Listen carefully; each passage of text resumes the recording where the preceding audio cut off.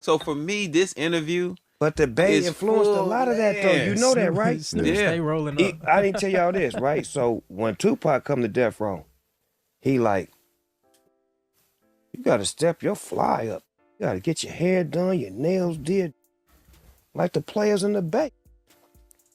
Wow. So that's when you see me start flipping him. And when we did the 2 of America's Most Wanted video, he specifically said, lay your down. I ain't got no hair. Lay your I ain't down. got no hair.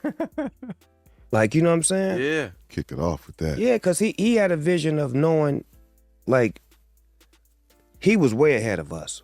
We was just artists. He was a superstar. You see what I'm saying? Mm-hmm. That's just the truth.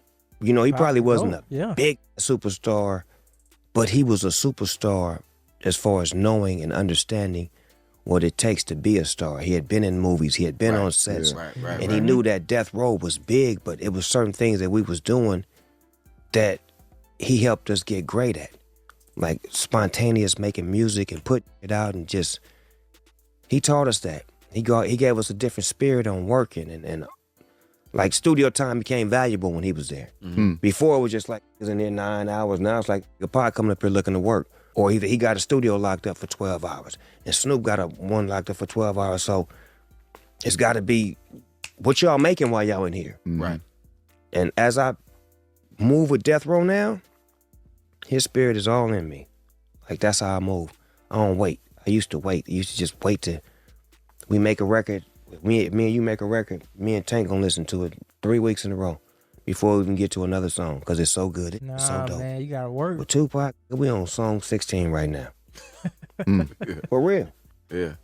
While you just listening to songs, He making. he said the engineer's job is to listen to it. That ain't my job. Makes sense, right? Bar. Everybody has a function. Yep. Engineer job is to straighten all this shit out. Like, we falling in love with the record. What we doing? Get to the next one. Yeah. The next one may be better than that one. And you can add that to the long list of things that separated Tupac from other rappers. Like Snoop said, if we in the studio, we in here to work. A lot of times you see people get studio sessions, they go in there, they bring their homeboys, they bring girls in there, they smoking, they drinking, they turn it into a party, which could be very, very vital to a hit record because everything now is based off the vibe.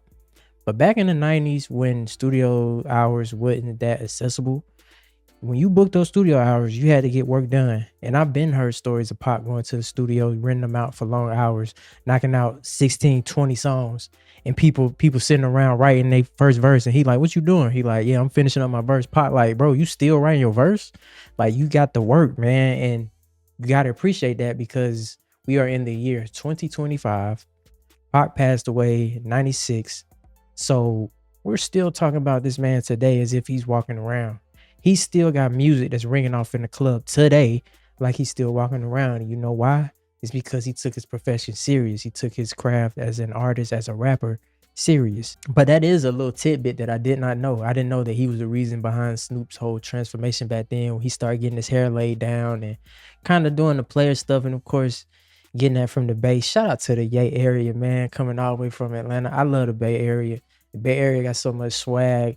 And I feel like they share a lot of similarities between Atlanta, just for being on some player stuff. Like I said, when I was young, I grew up listening to Too Short, E40.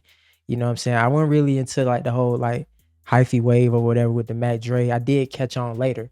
But growing up, like in elementary school, bro, I remember vividly listening to Freaky Tales. Like I vividly remember listening to E40. You know what I'm saying? So it's always a love and respect there for me. But I love hearing stories like this because these are our OGs. And when we were young, we looked at them like they was like, bro, they got to be like 35. Like, look how they got Rolexes and jewelry. They was young.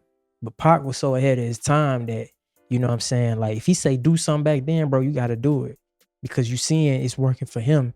And that's all Pac tried to do is just try to lift people up around him to get on their game to be as, you know, functional as he was. But yeah, man, it's the Kid Ríez. Until next time, ladies and gentlemen, make sure y'all be safe. Stay carefree. And I'll catch y'all later. Peace.